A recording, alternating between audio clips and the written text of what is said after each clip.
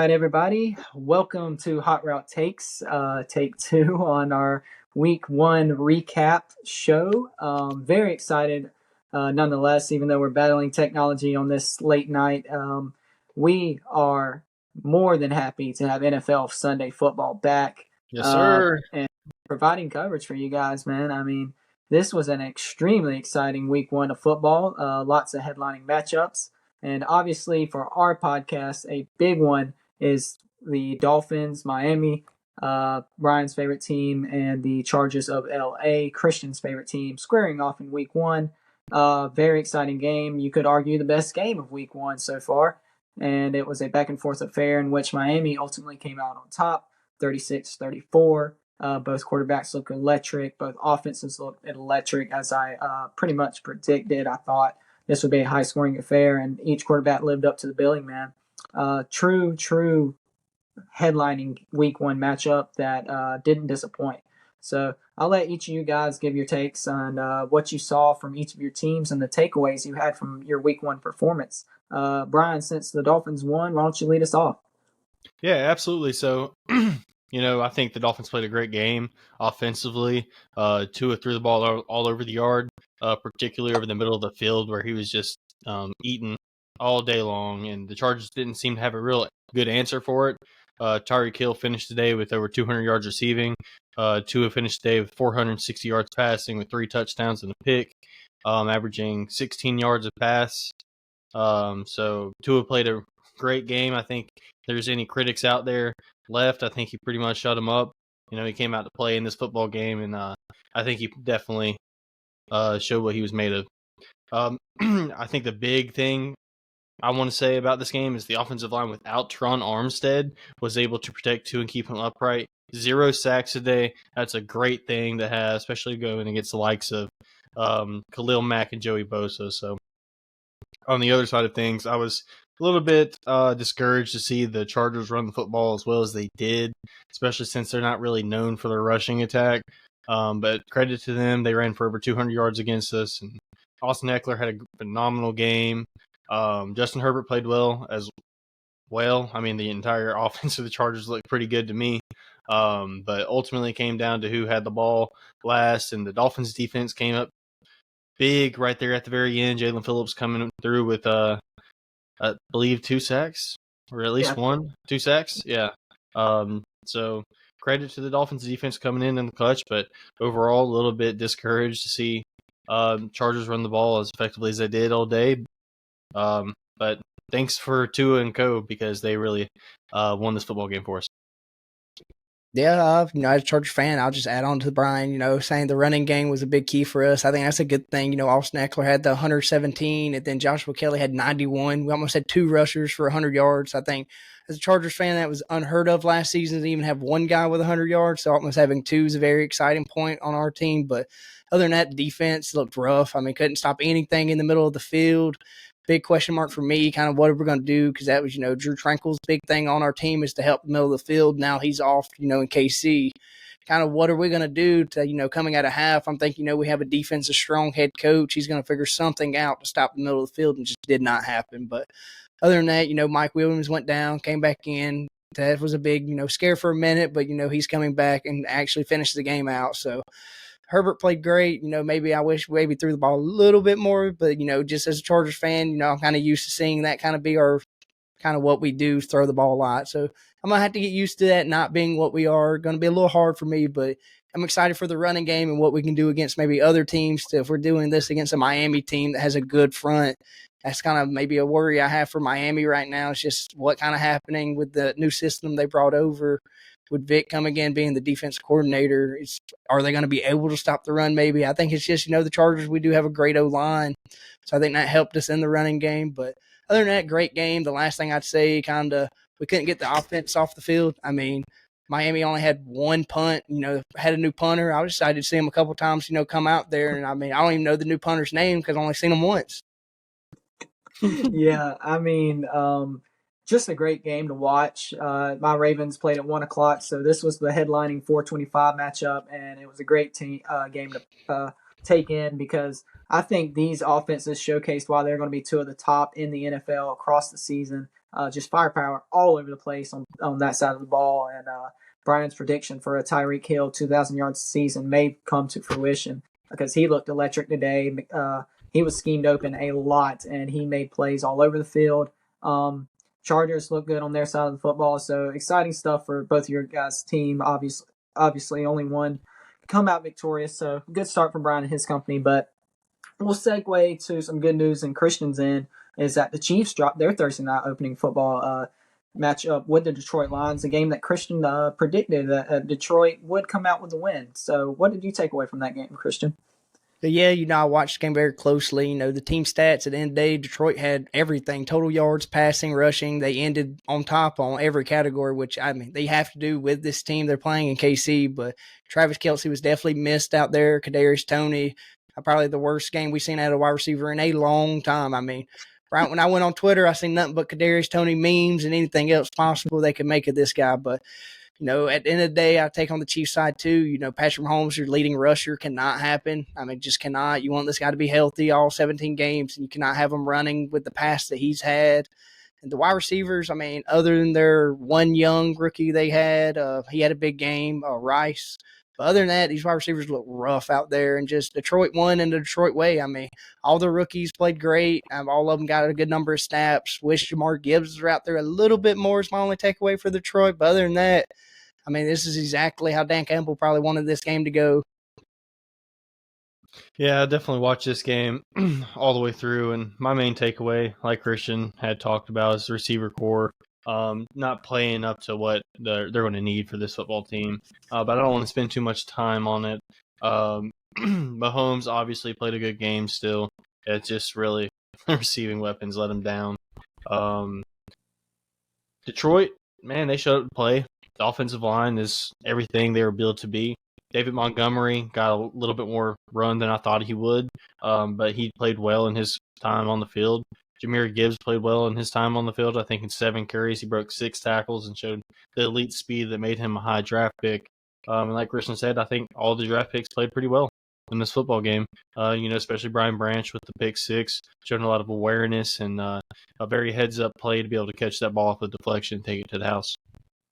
Yeah, really exciting stuff. Anytime you hold a Patrick Mahomes-led offense to 20 points, huge victory. And Detroit complemented that with Goff and company on the other side of the ball to take home this win on a road environment, a great atmosphere. Good things for Dan Campbell and company.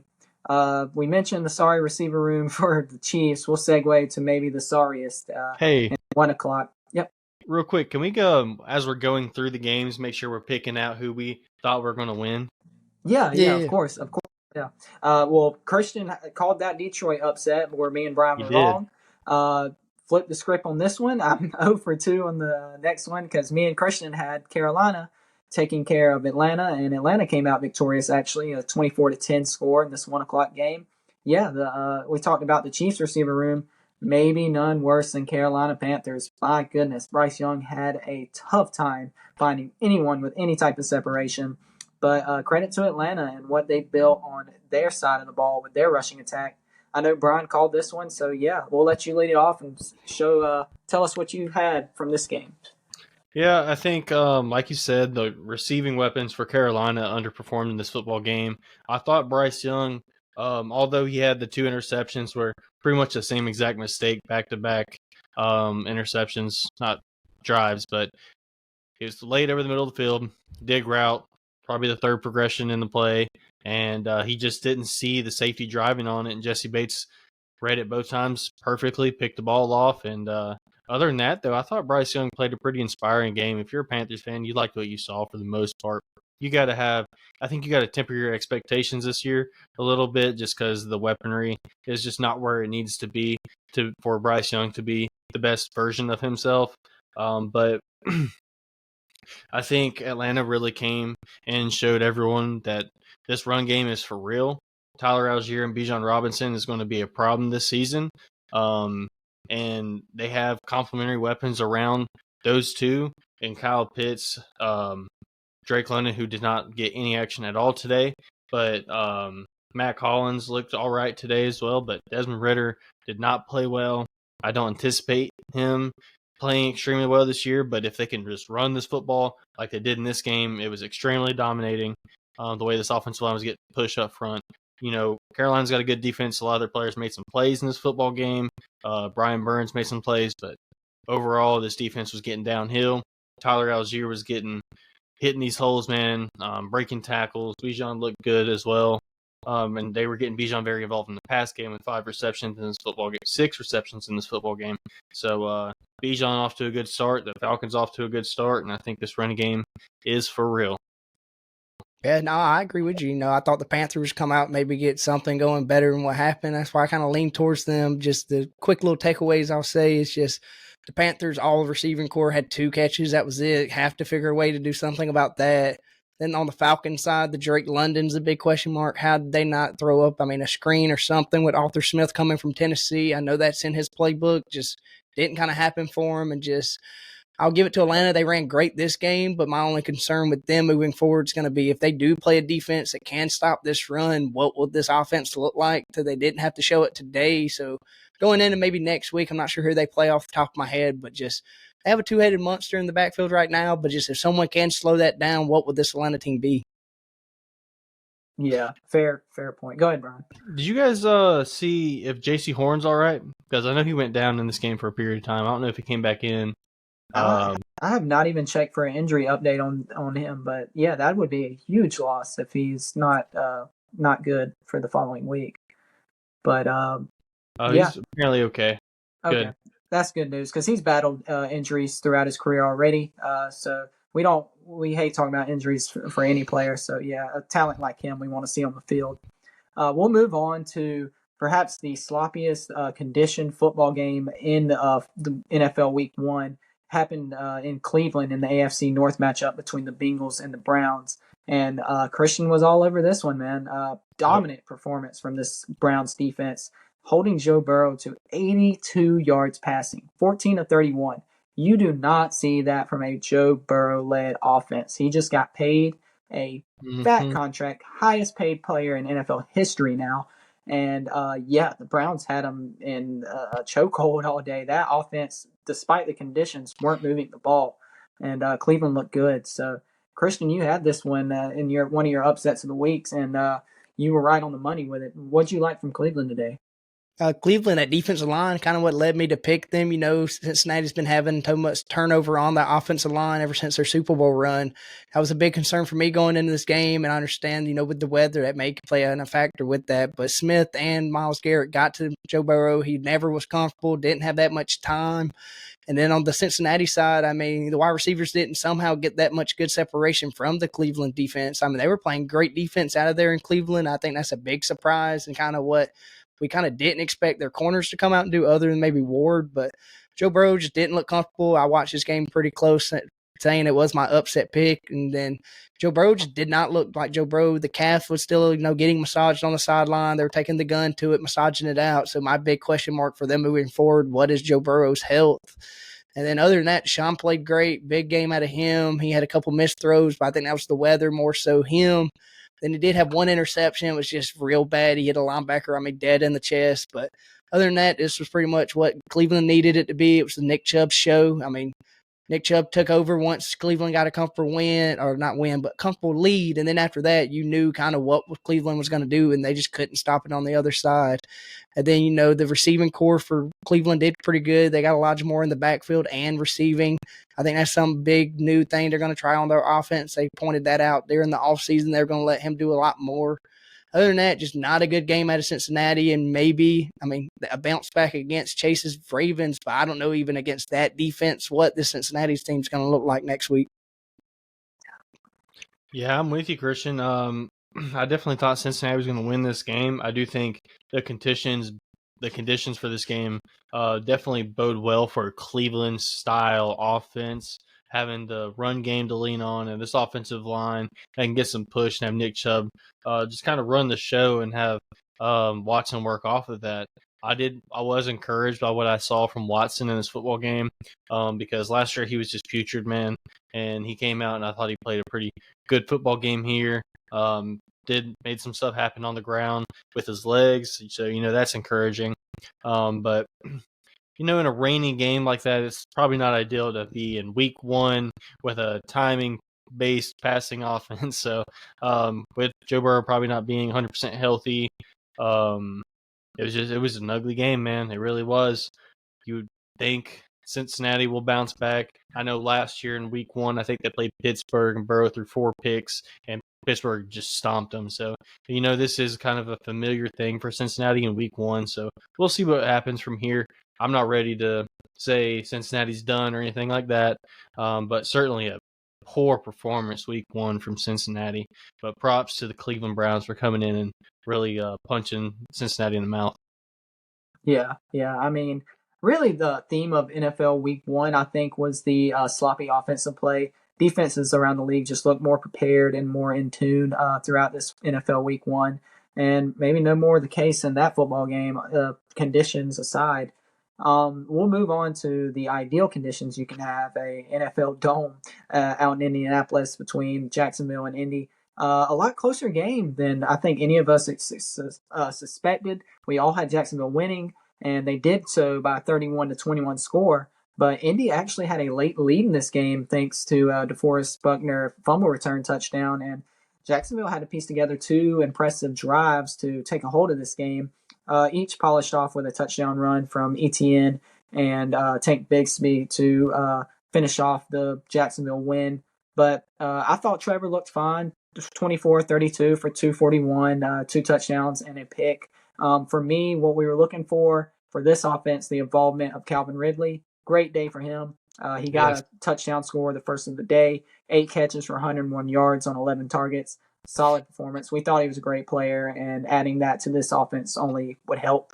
And I'll let Christian take it because I want him to spill Anthony Richardson's performance, who arguably had the best out of all rookie quarterbacks today. Yeah, I was big on Anthony Richardson coming out. I didn't expect this out of him, week one against, probably the favorite in their division. But big thing out of me, just Anthony Richardson played great. He had the one bad throw, a little underthrow, but right when he threw it, he knew it was underthrow. They got Michael Pittman in the game. Passing game really helped Anthony Richardson. He'd been putting in a lot of work after, practice and stuff. I think that's a positive you want to see in a rookie, and everyone respects him on the team. But Anthony Richardson also, big flag for me, is the leading rusher on this team in this game. I think it is a positive, but the only negative to me is just, you can't have your quarterback taking 10 carries for 40 yards and taking every one of those 10 runs with a hit at the end of it. But other than that, I think it's a great day for Anthony Richardson. I just think, he did come out of the game with an injury, so maybe he needs to get out of harm's way a little earlier, slide. I think that'd be a big thing they talk about after this game when kind of, hey, we did lose, but we needed, kind of 100%, for the rest of these games this year. Other than that, I think it's bright things for this Colts team. Their defense looked like kind of what we've seen in the past. So I'm excited to see that. But just moving forward, they have to do something in this running game. They showed they missed Jonathan Taylor, but I don't think that's going to be the answer even after his 4-game suspension. I don't think he's going to play for this team, honestly. But they have to do something in this rushing game. That's the only big takeaway for the Colts. Yeah, I didn't pay as much attention to this football game. I did think that Jacksonville was going to blow this team out. But, credit to the Colts for sticking in there, showing up defensively and making it hard on Trevor Lawrence. They're going to have to earn it. And I was not very high on Anthony Richardson coming out, but I think he played a pretty solid football game, especially considering how raw he was coming out. He's not exactly a polished prospect by no means, but, having a solid week 1 performance against you would hope, a decent defense over there in Jacksonville. He came through. I thought he showed some nice arm talent, and he was able to run football and make stuff happen. So credit to Anthony Richardson and company. And it does make you think what this offense could potentially be with Jonathan Taylor helping out there, giving another threat, I think, in general, because they didn't have a whole lot going on today besides this Anthony Richardson, Michael Pittman connection. So maybe they can figure some things out, and I was encouraged by their defense. The Colts certainly surprised me in this football game, but I do think ultimately Jacksonville was just too much in the end, and Trevor Lawrence came through and played well. If you're a Jacksonville fan, you should be encouraged by this, I think. Yeah, great performance from both quarterbacks, I think, in that game. And we'll move on to one that we all got wrong, a team that we didn't have any expectations for, and that's Tampa Bay. They took a 20-17 victory up in Minnesota today. And yeah, Baker, we kind of banked on him making those mistakes to cost the team a football game. He had no interceptions today, turnover free football, still no rushing game from either side to speak of in this football game. But ultimately, Tampa Bay took care of the ball and came out with a win. Kirk Cousins lit it up, over 300 yards. He had volume like he usually does. Jordan Jefferson, 9 for 150, same thing he always does. Jordan Addison got involved, the rookie wideout, got a long 39-yard touchdown catch. So the offense moved the ball for Minnesota, but they couldn't put the points on the board to take this victory. We all missed, guys. Any takeaways from what you saw from Tampa Bay or Minnesota? I think overall I was just discouraged by the Vikings defense. I did think they were going to finish in the cellar of the NFC North this year just because of how putrid this defense was, but I was hoping to see a little bit more than this in week one against a Tampa Bay offense that I don't have a whole lot of expectations for, especially with Baker Mayfield behind center with no run game really to lean on, which was really what he leaned on in Cleveland when he had some success. And they just force-fed the ball to Mike Evans and Chris Godwin, and it worked. In this football game, they couldn't stop it. Well, I mean, they did to an extent. Baker only had 173 yards passing, but that was enough. I think it's just kind of crazy that Tampa Bay won this game and Kirk Cousins passed for 344 yards of offense. They only had 17 points. So I think if you're a Vikings fan, you're extremely frustrated from the result of this game. And if you're a Tampa Bay fan, you might be a little bit encouraged by Baker Mayfield. Yeah, I think my biggest takeaway from this game is, Dalvin Cook, question mark for Minnesota. I mean, the guy was so good last year for y'all. He didn't kind of miss a step. And then you're so big on Madison saying it's the same, we're going to get the same out of him. I mean, it just was not the case. The dude only had 34 yards rushing. And I think that's kind of what bit them at the end of this game. If they actually had a good running game, they maybe could have put the icing on the cake at the end of this game and maybe won it. But I will say, on the other side, Tampa Bay, I think, is more positive just on the defensive side, if anything. It's kind of looked back on it's kind of that same defense they had on that Super Bowl win. And then they lost a couple pieces, but for the most part, a lot of the big pieces are still there. So I think that's a positive for Tampa Bay. And then the last thing for Baker is I think Baker played great. And, that first half was rough, but that second half, Baker came out and the biggest play of the game, it was like a 3rd and 4. He ran and got the first down. Big setter for him, I think, and, confidence moving forward out of Baker. But I will say, I think Baker maybe will surprise us this year. More and more I think of it, he kind of knows this team doesn't have a future at quarterback, and maybe he sees this as his last chance to maybe have a chance in the NFL. So he's going to try his best to prove it and not make some of those throws that we've seen him make in the past, which I think if that happens, this Tampa Bay could go down a different road than kind of what everyone expect them to in this league, and maybe even, outside in fan bases. But Mike Evans and Chris Godwin did kind of what we seen them done in the past, and I think that's another big positive. Yeah, definitely a chip on Baker's shoulder, as this is his last shot to hold down a starting QB job in the NFL, it seems like. And if he plays clean, turnover-free football, Tampa Bay can sneak around and maybe flirt with winning this division. Very winnable division. So we'll have to pay attention a little bit more, as we all had them losing this game. So interesting to see what they do week 2. We'll move on to one of the more dominant performances of week 1. Just a absolute beatdown up in Pittsburgh today from San Francisco. 30-7 win for the 49ers over Pittsburgh. They really jumped the gun and handled this game from start to finish. Purdy looked good, very efficient, only 19 completions, but 220 yards. Got Ayuk the ball a good bit, 8 catches for 129 for him.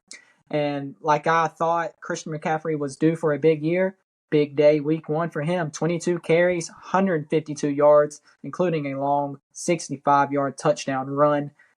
Just great stuff from that running game. And then the defense is what I thought it was, what really all of us did. One of the better units. They had Kenny Pickett in fits all day long. So, yeah, dominant performance. Anything y'all want to take away from this football game? Well, I think the biggest storyline that came from this game is Brock Purdy is what the San Francisco 49ers need him to be for this team to compete for a Super Bowl. I think he came in today and really shut up the doubters out there that, probably a lot of 49ers fans were hoping Trey Lance is going to be their guy, and we're a little upset to see him traded. But Brock Purdy came in today, played pretty well. Was exactly what the 49ers need him to be for this offense to work. Brandon Ayuk had a huge day. Christian McCaffrey had a huge day. And this offense looked great. And then on the other side of things, Kenny Pickett, who I think the consistent media and a lot of people have been showing a lot of love to recently to this Pittsburgh offense.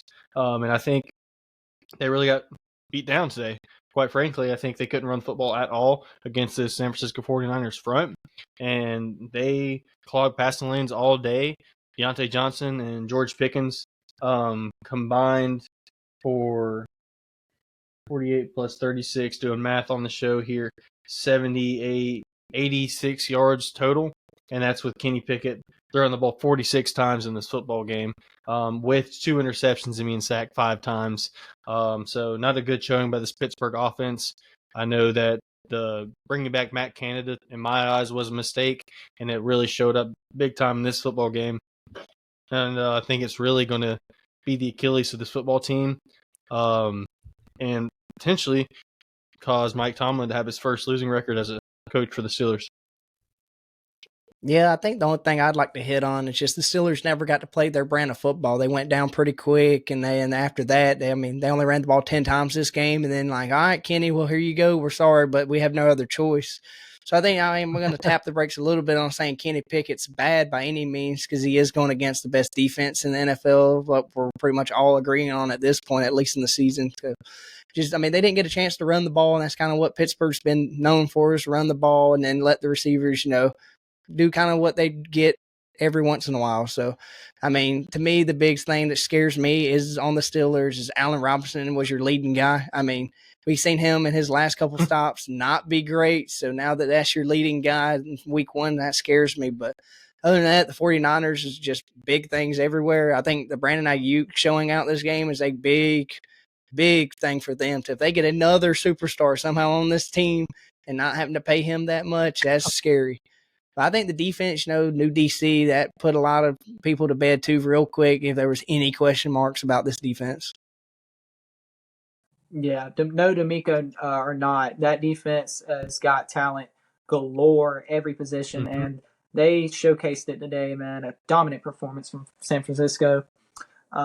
Moving on to probably the most lackluster matchup of week 1, that was the Arizona Cardinals and the Washington Commanders. Washington taking this one with 20-16 final.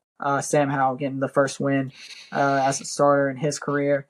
Not one we were particularly paying a lot of close attention to. I know I wasn't. I had the Ravens game on, and when Red Zone popped up and saw these teams moving the ball, I checked in and looked over. But that said, neither of those teams were moving the ball much. Sam played fine, but he was still sacked 6 times, so holding on to the ball. Brian's mentioned a worry for him. That seemed to rear its head today.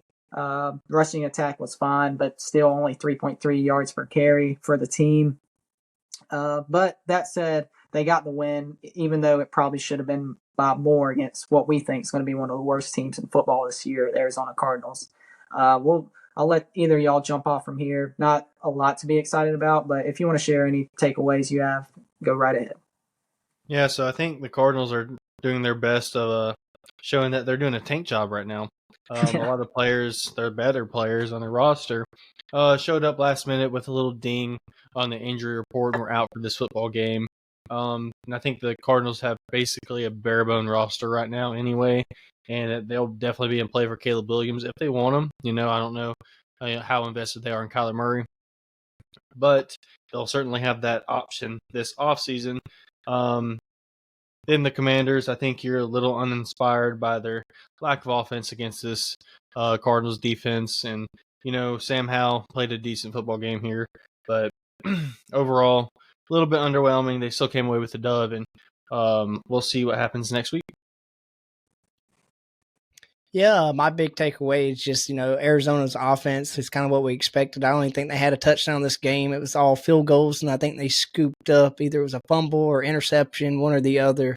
It's what I believe I seen that was their touchdown for this game. So, they're kind of what we expected them to be on offense. And on the other side, the Commanders, they could have got this out of, a lot bigger of a score like we kind of planned. But I think with the new offense, there was some missed keys, the interception. Then Gibson fumbles. I think that was a big problem he's already had in the past. So my big thing with Gibson is maybe, I don't think at this point he can get better at the not fumbling thing. He's kind of a big question mark still. But other than that, I think the Commanders just had a couple missed keys. I think as a Washington fan, you take this and kind of just take it how it is. It was a win at the end of the day, but just I'm ready to see how they go into next week and see if they can kind of clean up some of the offensive problems and then see where they go from there. Yeah. And sorry to miss this, but we were all unanimous on San Francisco winning. We were unanimous on Washington winning. And segueing to this next game, we were all unanimous on the Baltimore Ravens winning. Obviously, my favorite team. I tuned in and watched every single snap of this one, the 1 o'clock window. And I have a few takeaways to share with the audience before I hand it over to Christian and Brian and hear their thoughts. But number one, new look offense. Zay Flowers stock is real. I preached it on the predictions pod, and they are concerned with getting this man the football, rightfully so. Today he had 9 catches for 78 yards, and that's with his last 2 catches going for about -10. So, yeah, they're targeting him early. The rest of the receivers weren't getting much targets, but Odell drew a couple defensive pass interference penalties, which the Ravens have historically never drawn, so that's a good sign. Lamar looked a bit rusty, but he hasn't played in a game. He didn't play in preseason, hadn't played in game action since mid-late year. Really didn't expect much. The other key takeaways is the injuries. Unfortunate that they're striking us again. Obviously, every team's going to have injuries, but I feel particularly bad for the guys that this happened to. J.K. Dobbins, who got a rush touchdown early in this game, unfortunately suffered an Achilles tear. He will be out for the season, so a huge hit to our run game. Just very sad for a guy that's already battled injuries in his short career, and he'll be missed the remainder of the season. The captain of our secondary, really, you could argue, Marcus Williams, suffered a torn pec. Again, he had a week 1 injury last year. He's a great player, and this is a big injury. It's not looking like he's going to miss the remainder of the season, but he will miss a chunk of time. So disheartening to see these injuries pop up again for my favorite team. But I'll try to stay off and steer away from the negativity and just keep some light on the positive things I saw. And that was the new look offense, had some rust, and Lamar was careless with the interception and the fumble, the ball he put on the ground a few times. But when they were moving and getting Zay involved, I like what I saw. Rushing the game is going to be a question mark moving forward now without JK. And the Texans, CJ Stroud played fine. Will Anderson made an impact, which I thought he would. So, yeah, those are my key takeaways as I watched this whole game through and through. What say you guys? Anything that stuck out to you for the moments you catched from this game? Yeah, I peeked in a little bit here and there on the football game, and I thought in the little bit of time that I did watch it that the Ravens offense is still going to take a little minute to get in sync with this new passing offense. But overall, I think they played, okay game for being their first game. And that is some credit to the Houston defense. It's very young, but I think they played pretty well considering all the youth they have on that side of the football. I did not watch it every snap like Chase did, but at the end of the day, the stat line for CJ Stroud was encouraging. He had the most passing yards of any of the rookie quarterbacks in week 1 with 242 passing yards, averaging 8.6 yards per pass. Did not throw a touchdown pass, though, and did not throw an interception either.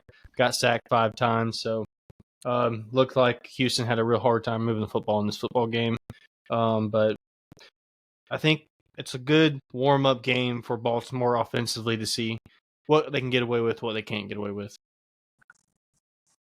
Yeah, my big takeaways, I didn't watch like every snap like Chase either, but, kind of my big thing I've been kind of on this offseason about is just Baltimore's offense. I mean, we didn't see much out of it, I think, in this game. As they were like, oh, we're going to open it up and all this is going to happen. We kind of didn't see that. Then the thing that, Baltimore's been known for in this rushing attack is just your leading rusher day was Lamar Jackson. Cannot happen. And then you lose J.K. Dobbins, and then now it's back to, Gus Edwards and Justice Hill. Which, I mean, Zay Flowers did have 2 touches and 9 yards, but I know you don't want your rookie wide receiver back there playing in the backfield. He's much of a better weapon, as we've seen today, in the receiving. So my big thing is just what is this offense still? This was against an easier opponent is a nice way to say it. Houston's just rebuilding. I mean, everybody knows that. I'd like to see, next week going to Cincinnati, or I think they're playing in Baltimore. I'm not sure. I think it's at Cincinnati. So kind of what that game. Yeah, so what that game will be, and out of their offense, that'll be kind of a big thing for me maybe to see next week. And then on Houston's side, they did pretty much everything they could to even try to win this game. I mean, they hanged in a lot closer than I think a lot of people did, and just the running game couldn't get going, which Baltimore's not going to let that happen against a lot of teams. I will at least say that, but just C.J. Stroud, I mean, the 44 attempts is my big thing maybe is, maybe take a couple more deep shots with him. I understand you don't want to put his confidence down, but when the game is like this and you maybe just want to try some things with him, maybe build on something to him, like Brian said, no touchdowns or interceptions, kind of hurts to see, week one that he didn't get neither of those. But other than that, I mean, this was very much a Baltimore game, which we all kind of predicted. Yeah. We won't spend too much time here, but I do want to say that although they're facing a more beat-up offensive line from Houston, I'm encouraged from the pass rush today. Each guy got back there and wreaked some havoc. And they're going to need that because C.J. Stroud, when he had time, he made throws on third down. And you're getting a pissed-off Joe Burrow and company coming in or facing Baltimore next week. So the cornerback play after Marlon healthy, it leaves a lot to be desired. So they need that pass rush next week if they want to hang around with Cincy for sure. Moving on, we have the Tennessee Titans and New Orleans Saints, the mid-off of QBs as we advertise this game to be. Remind me, I believe, Christian, you had Tennessee. Me and Brian had New Orleans. Is that? I had Tennessee as well. Oh, okay. Well, I got one. Y'all dominated me this week one. Y'all went 8 for 6 on picks, and I went 6 for 8. But this looks like the one I got right compared to y'all. I had New Orleans winning this, and I think Derek Carr taking care of the football was the difference. Mr. Tannehill, if he keeps this up and turns the ball over like he did today, he will quickly be sat down. 3 picks for him in just a very inefficient day, whereas Derek Carr went 23 for 33, 300 yards, just 1 interception. Got Chris Olave, a great playmaker, involved, over 100 yards for him. That was enough to get a 1-point win at home against Tennessee. That the turnovers, big deficit for Tennessee to overcome. That was my takeaway. What say you guys? I did not watch this game, but like you said, Ryan Tannehill had less than 50% completion percentage, 3 interceptions, just not what you want to see. Derrick Henry got a little bit going on the ground, I guess, with 63 yards, but DeAndre Hopkins, Tennessee debut, 65 yards receiving. They tried to get him involved as much as they could, it looked like, with 13 targets in this football game. But I think Ryan Tannehill let the team down in this football game. And honestly, the Saints did not perform very well either. I think week one, this offense looked a little rusty. He did finish with 305 yards passing, but only 16 points to show for it with 3 turnovers on the other side. So you would hope to see a little bit more points put up here. But I guess good win for the Saints week one. But really, I think overall poor performance for both offenses. Yeah, no, I'm going to agree with Brian. I think it's just very poor for both offenses. I mean, this is the best quarterback the Saints has had since Drew Brees, in my eyes at least, So I expected a little bit more out of their offense. I understand Alvin Kamara suspended for now, I think 2 games left on that suspension. So I'm ready to see maybe him come in and see what this offense is. Then on the Tennessee side, who I thought was going to win this game, I swear in one camera angle, I think I seen Will Levis and Malik Willis arm wrestling to see who was going to be QB2, but they never came in this game. Ryan Tannehill had the 3 interceptions, but Derrick Henry still looked like Derrick Henry. He didn't have no big explosion. The Saints are known not to let that kind of happen with their defense. So it is good, though, to see DeAndre Hopkins had a good impact for this team. He was leading in this receiving room, which I think we all expected kind of had to happen.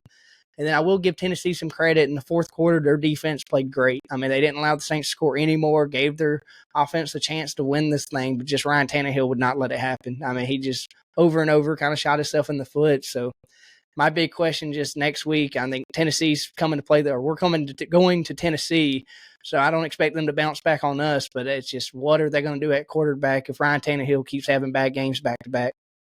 Yep. Yeah, it won't be a long run for Mr. Tannehill if he keeps these performances up for sure. moving on finally to the late window of games. We've already touched on you guys' matchup, which was the headliner, so we won't dive into that one. But we'll move on to a contest that, frankly, all of us got right, but we expected to be a much bigger margin of victory. And that was Philadelphia winning 25-20 against New England. You can say conditions in Gillette, that's always a tough travel for teams. Bill Belichick having weeks to prepare is always a tough matchup. But Philly got out to a 16-0 lead fairly quickly, and they looked like they were on their way to humming and making this a blowout win like we thought it was going to be. Credit to New England and their defense for rallying, and Mac Jones put together a decent day. He got Hunter and Henry involved, and they still didn't have much of a ground game, so it was the Mac Jones show. But yeah, when he's throwing the ball 54 times, you can't really expect much hope for a victory. Philly was efficient. They got a big 70-yard interception return from Darius Slay on a tip ball. That ended up being the difference, really. Philly had some kinks to work out, but yeah, a victory is a victory. Any takeaways from this one, guys? Yeah, man, I was really surprised by the performance New England put up. They were missing both their starting guards in this football game against the best front in football, and really played a good football game. In these conditions, you would have expected Mac Jones to have a really tough time getting anything going, especially when they got down quick and they had to pass the football like they did. I was really surprised by the entire performance of the New England Patriots. I do think their defense showed up to play and really help keep them in this football game as well against a really good offense in Philadelphia. I was a little bit surprised by the rushing approach, honestly, by the Philadelphia Eagles. DeAndre Swift with only 1 carry, 3 yards, and Rashad Penny did not touch the football in this game, which for me, that was a big shock. I expected both these guys to be integral part of this offense, really. A nice 1-2 punch with Kenneth Gainwell being sprinkled in here and there, but it looked like Kenneth Gainwell's the lead back, and we'll see what that looks like going forward. And honestly, as a Mac Jones hater, self-proclaimed, Mac Jones played a good football game here. Credit where credit is due. Yeah, no, I think I'll bet onto that. Just Mac Jones throwing for 54 times. I thought I'd never say that in my life, saying Bill Belichick, is the head coach over there. But I understand new OC coming in and stuff, but changes some things. But just not what I expected out of New England. Definitely try to win this game. I give it to the Eagles. They sneaked out. They really did. If New England could have got this running game going, granted it is against that Eagles defense, who, you expect running game's not going to happen, but just, Stevenson, what he did last year, I expected him to maybe get away with some things against this Eagles team. It just didn't happen. But other than that, any receiver on the New England Patriots, I will give credit to. We've all said they're not that good, but today they all at least had a catch or two and they made some magic happen when they got the chance to. But on the Eagles side, I think, they came out hot. And then after that, just really my big thing is kind of what Brian hit on. Just the backfield is a big question to me. I just don't get why you went and got the 2 guys on cheaper. Well, one of them you traded for, then you got Penny on the cheaper deal. I just think personally I take that over Gainwell in both of those players. I just think there's more upside to them. But, we've already known last year, we've seen it. The Eagles is a running back committee. It's always, I think, going to be now with the new coaching staff over there. But other than that, A.J. Brown, Devontae Smith did, what they've pretty much done every game since they've been a part of this team. So just an Eagles sneak out win is what I call this. I'm excited to see maybe the Eagles maybe next week and definitely New England next week to see kind of what happens moving forward with these teams. Yeah. Moving on here to probably one of the more shocking results of the day. I believe all of us had Seattle winning this game. Did not turn out that way. Yes. Yeah, LA really ran away with this one. 30-13 final. It was a close game at half, 17-13, but the Rams pitched a shutout in the second half, scoring the final 13, or looks like the final 23 points if you move on from halftime or whatever. They turned up. No Cooper Kupp, no problem. Matt Stafford, 334 yards on the day. They got other guys involved, and Seattle's passing game really struggled. Just a $112 for Geno on the day. One of the more shocking results, and we're curious to see how these two teams keep extending this result throughout the year, because I don't think any of us saw this coming. What were your takeaways this game, guys? I was shocked, man. I was really in on Seattle this year. Of course, it's week 1. We don't really want to overreact here, but it's Yeah. hard not to look at this matchup and be like, yikes, man. The Rams are not supposed to be that great of a football team this year, and they're going without arguably their best player in offense, Cooper Kupp. But Matthew Stafford showed up. He said he's not done. People talked about retirement talks. Well, Matthew Stafford came to play in this football game without his top weapon. However, if I did make one observation here, I will say my attention was 100% on the Chargers-Dolphins game. I could not take my eyes off that football game for obvious reasons, but I did try to keep up with other games best I could. In this football game, Cam Akers had 22 rushing attempts for 29 yards. That's crazy. Ooh. 22 attempts, bro. 1.3 yards an attempt. That's mind-blowing stat to me. But really, I think the story of the day is that Seattle offense got shut down. Yeah, my big takeaway is honestly Geno Smith. I expected, him to come out and go kind of what he did, last year, the whole I didn't write back kind of tour thing, and it just didn't happen for Geno. I mean, my big thing, I don't want to overreact, but it's like old Geno question mark kind of going on right now. What are we getting out of Seattle? I think Drew Lock's probably the most happiest Seattle person right now, maybe. But other than that, I mean, just Seattle couldn't get nothing going in the passing game. I think that's crazy with the weapons they have, and they added Jackson Smith-Njigba. We were like all excited for this passing offense, thinking it was going to be electric, and just didn't happen. But I'll give it to the Rams. Probably, honestly, still one of the smartest head coaches in the NFL. And when that happens, when these division rivals that you see a lot, this can kind of happen. I mean, Matthew Stafford, I will be the first to say, I think if you listen to some of the earlier pods, I was a big – well, I'm not going to put too much stock into Matthew Stafford with the whole spine injury. I'm too scared to see that. I don't think he's going to make it. And I mean, he went out there, and like I said, and Brian kind of hit it on. I didn't watch a lot of this game, but I had it on the side, and I'd look over, and Matthew Stafford's still that guy. I will give him credit. I mean, he made some throws to wide receivers that probably none of us have heard of. And, I mean, it was on dime pieces. This guy was zipping stuff in there. But the Rams' big thing, I guess, is just how long can they keep this up with this kind of team they have? It's a young team, and just what are we going to do with this running game? I think both teams didn't really have much running, and that's kind of just been what we've said about a lot of these teams. Just what have the rushing games been other than the Chargers? I think had the best rushing game of pretty much Atlanta. the day. Yeah. Yeah, in Atlanta. That was it. Chargers, Atlanta, San Fran. Those three teams had a good showing on the ground. Everyone else struggled, and really that was the theme of NFL Week 1. Offenses were behind the defenses a lot, especially the early window of games. Moving on here to one of the teams that had a better offensive day was Green Bay, and we'll let Brian shine on his guy Jordan Love here because he had a good day. Very efficient, 38-20 dominant win for Green Bay over Chicago in this one. Down in Chicago, once again, Justin Fields, leading rusher for Chicago. It was Justin Fields' show, and he was outmatched because talent wasn't there to help him. And Green Bay just really handled this game from the start. I know you guys were tuned into Dolphins-Chargers for most of the day, but any highlights that you saw or things that you see in the box score that you want to take away from? I will tell you this. In this football game, I will be watching it all 22 for sure. Because I love me some Jordan Love. I love me some Justin Fields. I really hate that the Dolphins had to play at the same time slot these guys did because I really was very intrigued by this football game. I did pick Green Bay. I think Chicago's still a year behind before they are truly a competitive football team. I think they got some holes in the offensive line still. Justin Fields having to get off his spot and move a little earlier than he might like. DJ Moore only had 2 catches for 25 yards in this football game. I know if you're a Chicago fan, you would hope to see more than that. But Justin Fields still creating on the ground, still looks explosive, just a little outmatched by this Green Bay team, both Chicago's offense and Chicago's defense, I think.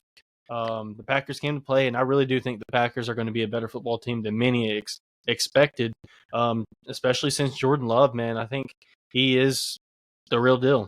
I mean, it's week 1, but he came out and he played well. 15-27. He didn't have a whole lot of attempts in this football game, but 245 yards at 16.3 yards in the pass, 3 touchdowns, no interceptions, only was sacked 1 time.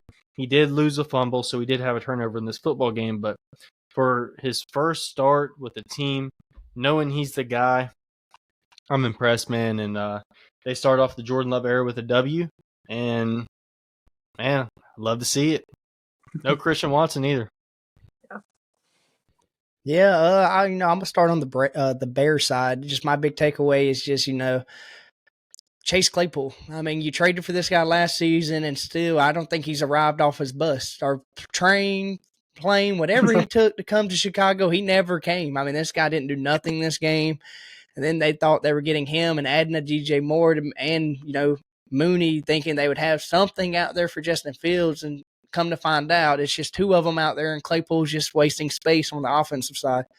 So, I mean, I'm kind of wanting to see what they maybe try to do with him. But other than that, Justin Fields, I will at least say he tried. I mean, the dude has tried now for 2 years. It looked like an A road is what this road's kind of look like, I guess, until they really give him some good help. But, man, on the Packer side, I will at least say I'm not that big on Jordan Love. I voiced that a little bit. I'm on the side, I thought maybe Chicago would come out. I picked them because, Aaron left. I think it's going to be a rough start. And Jordan Love, I mean, I've seen a couple throws. Like I said, I didn't watch this game that deep because I was in the Chargers game. But that 15 out of 27, I'd like to see some of those incompletions. Like Brian saying, I'd like to go back and watch the tape and kind of see what he was missing on, or if it was just drops or something, before I be too hard on Jordan Love. But like Brian said, I mean, he started his era out with a dub. And other than that, the running game for the Packers was good. My big thing is I don't get why they do this every year, but why does Aaron Jones not get more touches than A.J. Dillon? That's my only takeaway is I can say negative out the gate.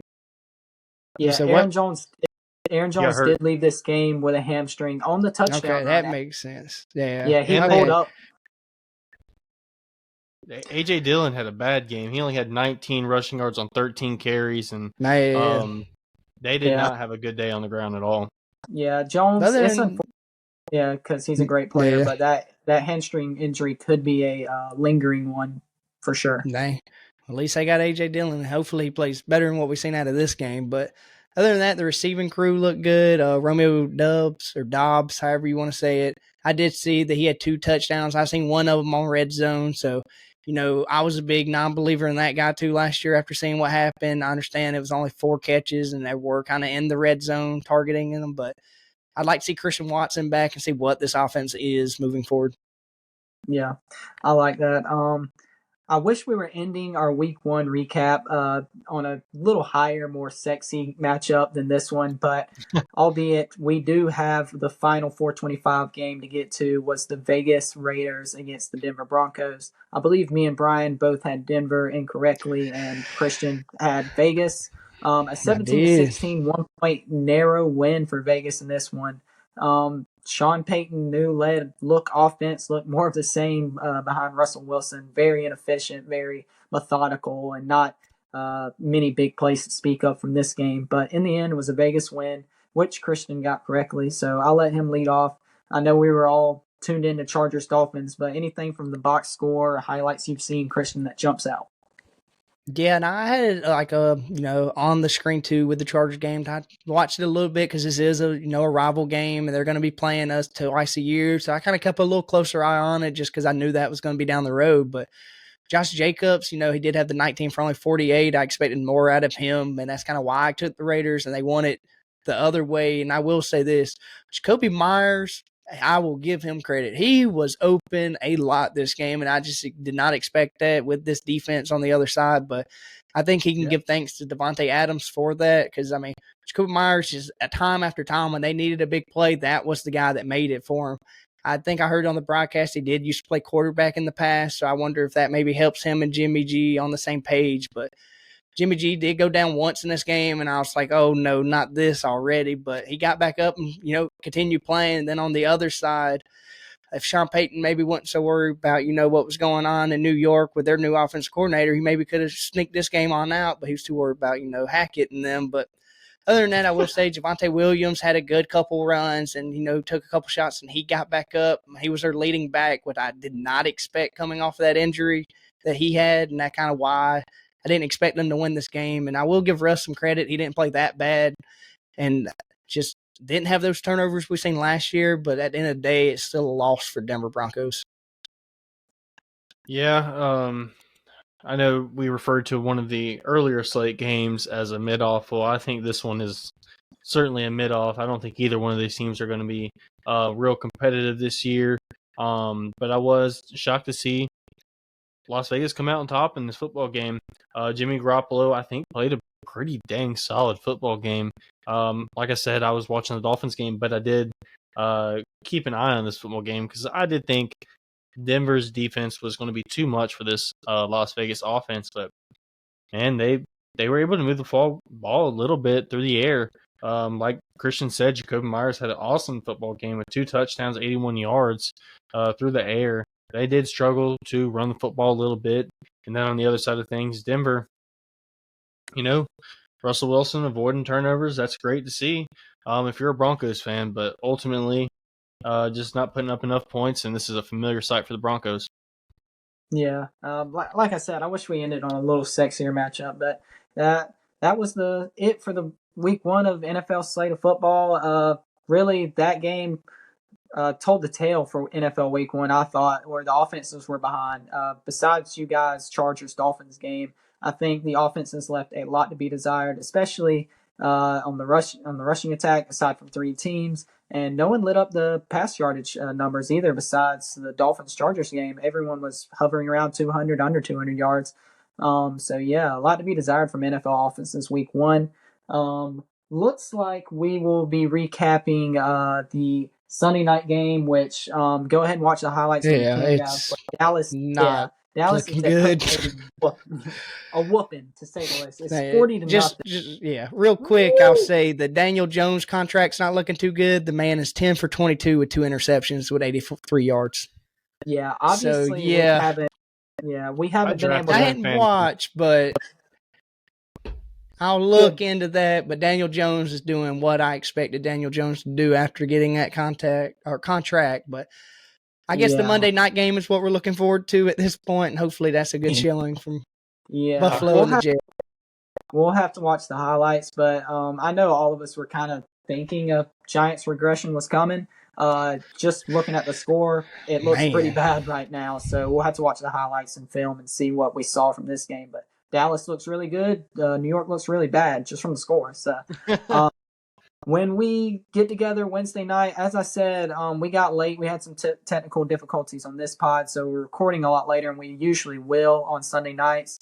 But we'll have this up for you Monday morning, and when we get together Wednesday, we will recap fully the Giants and Cowboys beatdown, and we'll touch on the Monday night game, which is an exciting matchup between the New York Football Jets and the Buffalo Bills. Obviously, a big matchup for this podcast with the flag that Christian has planted with New York, and the AFC matchup, East matchup, that Brian obviously has to pay a lot of attention to. Yep. Other than that, guys, it was a fun NFL week 1. So glad to be back watching NFL Sundays again. 7 hours commercial-free football. That's the best music to my ears every NFL Sunday, 1 o'clock, when I hear Scott Anson mouth those words. So it's a lot of fun tuning in every Sunday. We were blessed with some great matchups, including the one between you guys' 2 favorite teams. Fun one all around. We'll look forward to previewing the next week of slate when we get together Wednesday. And thanks everyone for listening. Hold on. Yeah, go ahead. Player of the week, week 1, from the games we've seen. From the games we've seen? Yeah, I'm not doing it, Brian. I'm not. Yeah, I mean, you're setting yourself up for success here, but I got to go Tyreek Hill. Tyreek Hill is the answer. He wanted to hear that from a mouth other than himself, and he was successful. Hey, player of the week is the Cleveland Browns team, baby. Player of the week. The whole team got player of the week out of me, baby. The whole team. Him or I'll go Baker Mayfield as my player of the week for not turning the ball over and getting Tampa Bay their first dub against Minnesota. Oh, gosh. Okay. What a low bar. But he cleared it. We'll give him credit. He cleared it. Can't do it, bro. Sorry.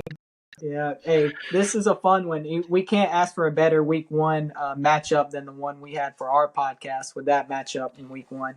Yes, all around NFL, good football being played.